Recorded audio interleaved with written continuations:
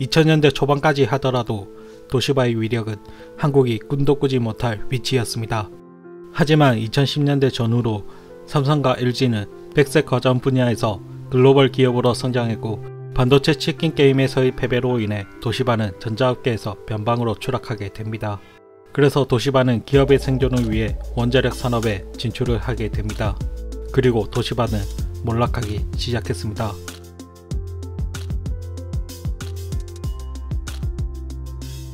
2006년 대한민국에 날아든 한 뉴스가 국민들을 불편하게 했습니다. 세계 최고라 불려지던 미국의 원자력 업체인 웨스팅하우스 인수전에서 2조 원을 부른 두산이 약 6조 원을 부른 도시바에 밀려 웨스팅하우스 인수에 실패하고 말았습니다. 당시 새로운 먹거리를 찾던 두산에 있어서 웨스팅하우스 인수전은 뼈저린 실패였는데요. 하지만 6조 원에 인수한 도시바는 2년 뒤 리만 사태로 인한 글로벌 금융위기와 2011년 동일본 대지진으로 인한 후쿠시마 사태까지 터지면서 촉발된 탈원전 물결로 인해 도시바는 경영 악화가 심해졌습니다. 거기에 도시바 내부 고발로 분식회계 스캔들이 터지고 경영진이 사퇴하는 일이 발생한 가운데 웨스팅하우스가 자랑하던 최첨단 기술인 AP1000의 안전상 결함이 발견되면서 웨스팅하우스는 약 7조 원의 원전 사업 손실을 모기업인 도시바에게 선물하면서 파산 신청을 합니다. 이를 수습하기 위해 도시바는 그나마 남아있던 반도체 사업 지분까지 2018년에 매각하게 됩니다. 일각에서는 웨스팅하우스를 손절하면 되는데 왜 굳이 도시바가 메모리 분야까지 처분하냐는 의견이 나왔습니다. 당시 도시바가 웨스팅하우스의 부채를 갚지 않으면 그 부채를 미국 정부에 떠넘기는 형국이 되는데요. 아베노믹스로 미국의 눈치를 보며 엔화를 찍어내는 일본 입장에서 미국의 심기를 건드릴 수가 없었던 것이죠.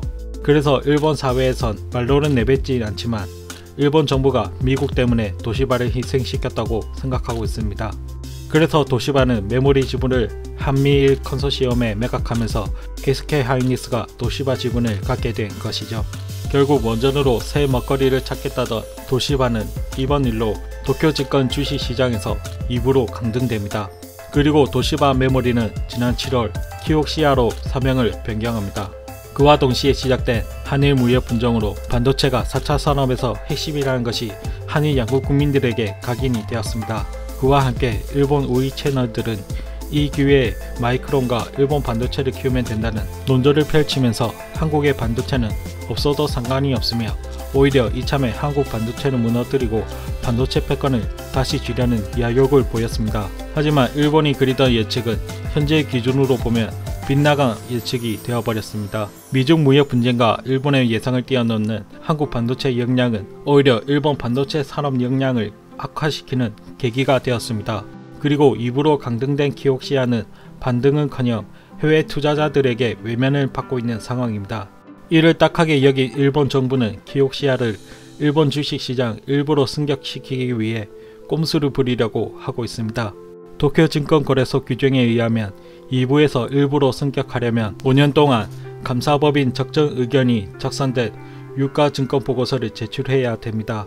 그런데 도시바는 감사법인 적정 의견을 받은 지 2년밖에 안 된 상황인데요. 그래서 지난 10월 일본 금융심의회 회의에서 기준을 5년에서 2년으로 바꾸자는 의견이 나왔습니다. 그런데 이 의견이 회의에 의결권과 발의권도 없는 참관인 자격으로 참석한 경제산업성 소속 산업자금과장의 입에서 나온 의견입니다. 더 놀라운 건 이 의견이 좋다고 맞장구 친 게 재무성인데요. 한 기업을 일부러 올리기 위한 이 조치는 일본 정부와 도쿄증권 신뢰성을 하락시킬 수 있는 매우 위험한 발상입니다. 일본 경제계는 일본 정부의 위험한 발상에 매우 놀라워하며 말리고 있는 상황입니다. 과연 일본 도시바는 다시 일어설 수 있을까요? 아니면 JDI처럼 공적 자금 먹는 하마가 될까요?